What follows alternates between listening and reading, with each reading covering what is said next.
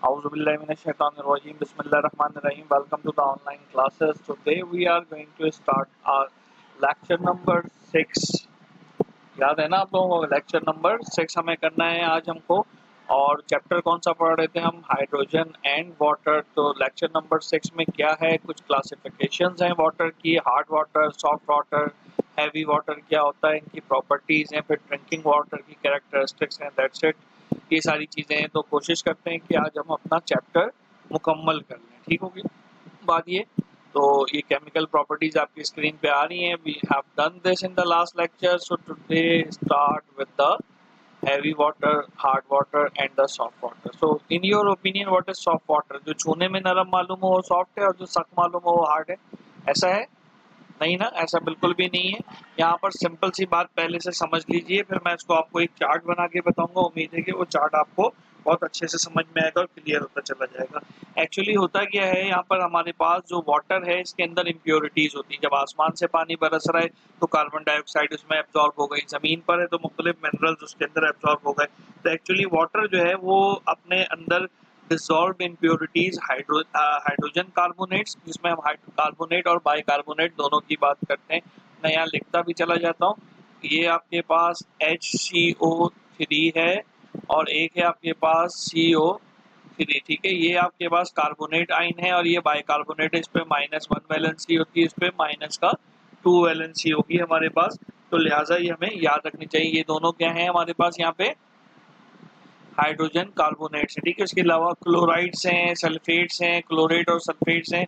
किसके? कैल्शियम के और मैग्नीशियम के। जरा मोटी बात याद रखें कि कैल्शियम और मैग्नीशियम के सल्फेट, क्लोरेट्स और कार्बोनेट्स और बाइकार्बोनेट्स होते हैं। ठीक है, क्या क्या बात कह रहे हैं हम यहाँ पे? मैं यहाँ लिखता चला जाता हूँ, कैल्शियम और मैग्नीशियम। ठीक है, ये कैल्शियम बना दिया हमने और ये इसके साथ मैग्नीशियम बना दिया। तो इनके कार्बोनेट्स और बाइकार्बोनेट्स कौन सी दो चीजें होंगी? अगर मैं आपसे कहूँ तो इनके सल्फेट्स होंगे। सल्फेट्स लिख लेते हैं ताकि आपको याद रहे, और सल्फेट्स के साथ क्लोरेट्स। ठीक है, और इसी तरीके से इनके बाइकार्बोनेट्स और कार्बोनेट्स, ये दोनों मौजूद होंगे। ठीक है, तो अगर मैग्नीशियम और कैल्शियम के सल्फेट्स और क्लोरेट्स पानी में मौजूद हैं तो ये हमारे पास परमानेंट हार्ड वाटर यानी कि हार्ड वाटर कहला रहा होगा हमारे पास। ठीक है, परमानेंट हार्ड वाटर कहलाएगा। क्या कहलाएगा? Permanent hard water. और ये कहलाएगा हमारे पास जिसमें बाइकार्बोनेट्स और कार्बोनेट्स होंगे कैल्शियम के, इसको हम कहेंगे टेम्पररी हार्ड वाटर, और इसको हम आसानी से टेम्पररी हार्ड वाटर। और ये सॉफ्ट वाटर भी हमारे पास हो सकता है, वो मैं अभी थोड़ी देर में पूरा एक्सप्लेन करता हूँ। लेकिन ये चार्ट आपने याद रखना है, कैल्शियम और मैग्नीशियम के सल्फेट और क्लोरेट होंगे तो it become the permanent hard water, otherwise it become the temporary hard water. लेकिन ये बात पक्की है कि पानी के अंदर जो है वो डिसॉल्व इनसॉल्युबिलिटीज जो है वो मौजूद होती हैं। ठीक हो गई बात ये, इम्प्योरिटीज जो है वो मौजूद होती हैं। Causes of the hardness, causes क्या है इसकी हमारे पास?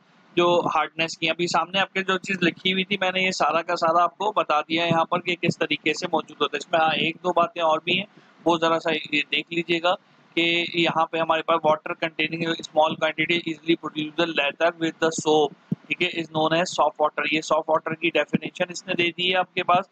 और क्या डेफिनेशन है सॉफ्ट वाटर की? कि वो इम्प्योरिटीज तो रखता है, इम्प्योरिटीज के बगैर तो कोई पानी नहीं होगा, लेकिन वो झाग बनाता है साबुन के साथ, तो वो क्या कहलाएगा? Soft water.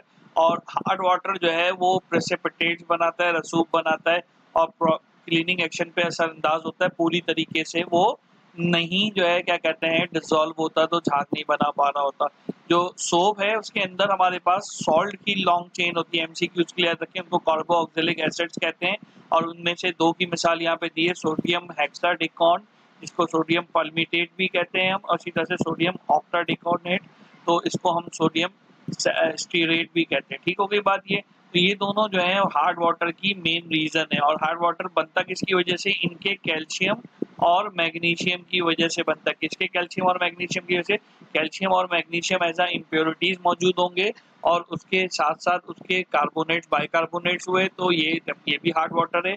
सल्फेट्स और क्लोरेट्स हैं तो ये भी हार्ड वाटर है। सब क्लासिफिकेशन ये कि अगर सल्फेट और क्लोरेट है कैल्शियम और मैग्नीशियम के तो ये परमानेंट हार्ड वाटर है, अदरवाइज वो टेम्पररी हार्ड वाटर है। इसकी कॉजेस क्या हैं, ये मैंने शुरू में बात की कि जो बारिश का पानी ऊपर से आ रहा होता है तो कार्बन डाइऑक्साइड अपने अंदर डिसॉल्व कर लेता है, और इसी तरीके से ज़मीन से इससे मिनरल्स अपने अंदर जो है रिएक्ट कर लेता है, डिसॉल्व कर लेता है।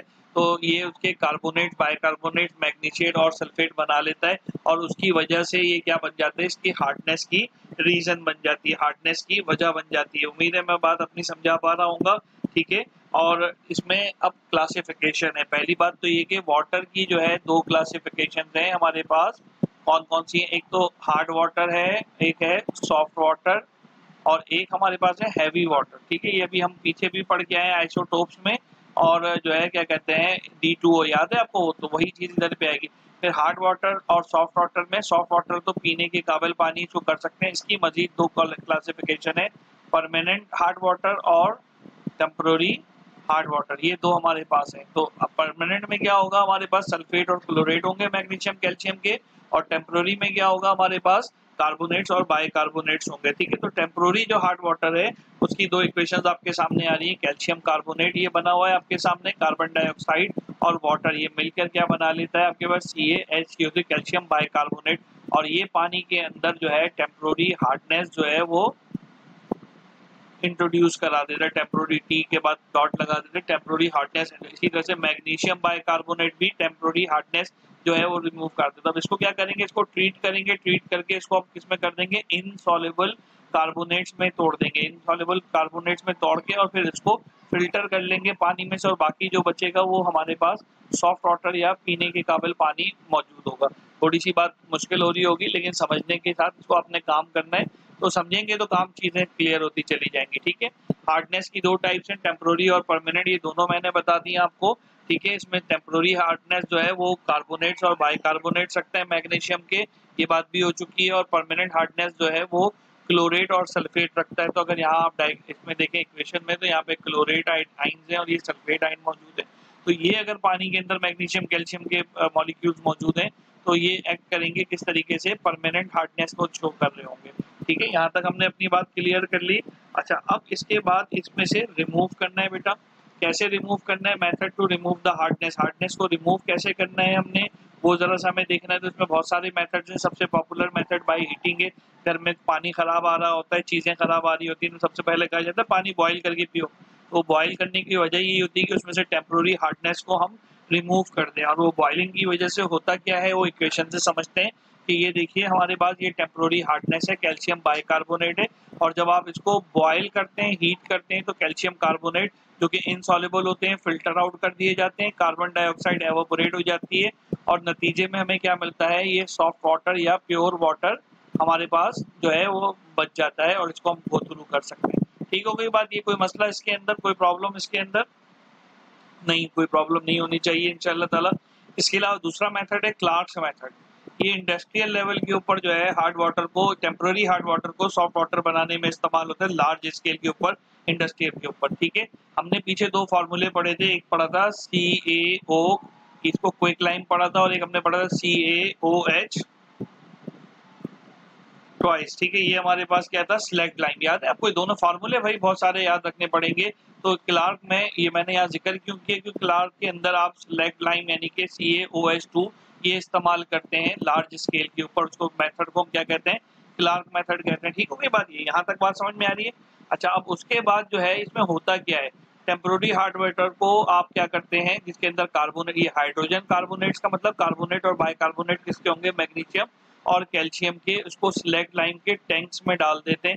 स्लैग लाइम का मतलब ये है, ठीक है। ये स्लैग लाइम किसमें तब्दील हो जाता है, ये उसके अंदर उसमें से इनसॉल्युबल कार्बोनेट्स और मैग्नीशियम्स निकाल लेता है, और बाकी जो पानी होता है वो ड्रेन आउट करके पीने के काबिल कर देता है। तो इसकी इक्वेशन देख लीजिए, ये आपके पास हार्ड वाटर है और इसके साथ ये स्लैग लाइम आपने ट्रीट किया, तो ये इनसॉल्युबल पार्टिकल्स बन गए, और ये जो वाटर है ये हमें आपको पानी के लिए, पीने के लिए मिल जाता है। Similarly same equation is repeated with the magnesium, और मैग्नीशियम के साथ ये दोनों आपके इनसॉल्युबल पार्टिकल्स वहीं रह जाएंगे, और पानी ये सॉफ्ट वाटर के अंदर यूज हो जाएगा। अब यहाँ मेरा अगला क्वेश्चन ये है कि क्या कोई मेथड परमानेंट हार्ड वाटर को भी रिमूव करने के लिए है? तो बेटा सबसे पहली बात तो ये यहाँ पे स्क्रीन पे भी लिखा नजर आ रहा है और मैं भी समझाऊंगा कि परमानेंट का मतलब ये नहीं कि ये बिल्कुल ढीठ किस्म का है और इसने कभी जो है सॉफ्ट वाटर में तब्दील नहीं होना है। फर्क सिर्फ इतना ये है कि जब परमानेंट हार्ड वाटर की बात होती है तो इसका मतलब होता है हमारे पास क्या मतलब होता है, मैग्नीशियम और कैल्शियम के सल्फेट्स और क्लोरेट्स ये उसमें शामिल होते हैं। तो ये क्या कहलाता है, परमानेंट हार्ड वाटर कहलाता है। बस इतना सा मसला, इसको ये नहीं कि खत्म ही नहीं होता है, ठीक है। और ये इम्प्योरिटीज जो हैं ये सॉल्व हो सकती हैं। इसको कैसे रिमूव कर सकते हैं, इसमें सबसे बड़ा मशहूर मेथड आयन एक्सचेंज मेथड है। इसकी थोड़ी सी डिटेल इसने दी है कि कैल्शियम मैग्नीशियम आयन को रिमूव किया जाता है इनसॉल्युबल प्रेसिपिटेट्स की शक्ल में, और इसमें जो है मोस्टली सॉल्युबल सोडियम कंपाउंड इस्तेमाल करते हैं हम। पहली बात तो ये हो गई, ठीक है। इसी तरीके से जो है क्या कहते हैं, वाशिंग सोडा, कास्टिक सोडा और सोडियम जियोलाइट। सोडियम जियोलाइट जो है वो हमारे पास किस चीज़ का मुखफ़फ़ है, 3 एलिमेंट्स मिलते हैं इसके अंदर। सोडियम जियोलाइट के अंदर कौन सी 3 चीज़ें मिलती हैं, जल्दी से मुझे नाम बता दो। हाँ भाई, सोडियम जियोलाइट क्या होता है, सोडियम, एल्युमिनियम और सिलिकेट होता है इसके अंदर। सोडियम जियोलाइट के अंदर क्या होता है, सोडियम, एल्युमिनियम और सिलिकेट। सोडियम, अब ये फार्मूला नहीं लिख रहा है सर, मैं बता रहा हूँ, ये 3 चीजें मौजूद होती हैं। इन तीनों को मिला, दोनों को मिला के जियोलाइट और सोडियम जियोलाइट इसको कहते हैं। ये मेथड चूंकि आगे आने वाला है तो तीनों को हम देखेंगे। तो वॉशिंग सोडा, 3 मेथड कौन कौन से हो गए, वॉशिंग सोडा, कास्टिक सोडा और जियोलाइट। ये 3 मेथड है to remove the permanent hardness, ठीक है। किसको रिमूव कर रहे हैं, परमानेंट हार्डनेस को रिमूव कर रहे हैं।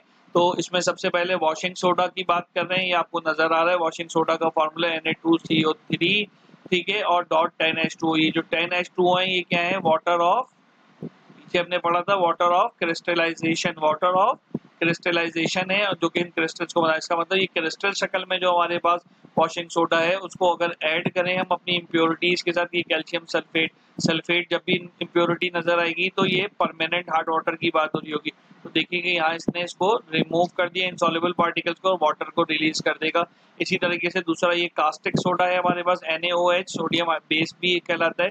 इसमें भी अगर आप देखें मैग्नीशियम सल्फेट के साथ आपने इसको सॉल्व किया तो ये इसने इनको इम्प्योरिटीज को रिएक्ट करके अलग कर दिया और परमानेंट वाटर, सॉफ्ट वाटर में बना दी। इसी तरह से जो जियोलाइट है इसका नाम परमोटेट भी कहलाता है। ये जियोलाइट का नाम परमोटेट है। और ये जो मैं बात बता रहा था सोडियम, ये देखिए सोडियम, एल्युमिनियम और ये सिलिकेट आ गया, ये नजर आ रहा है। इन तीनों को मिला के, तो इन तीनों को कॉमनली नाम क्या दिया जाता है, सोडियम जियोलाइट कहलाता है, जिसको हम आर्टिफिशियली भी प्रोड्यूस कर सकते हैं।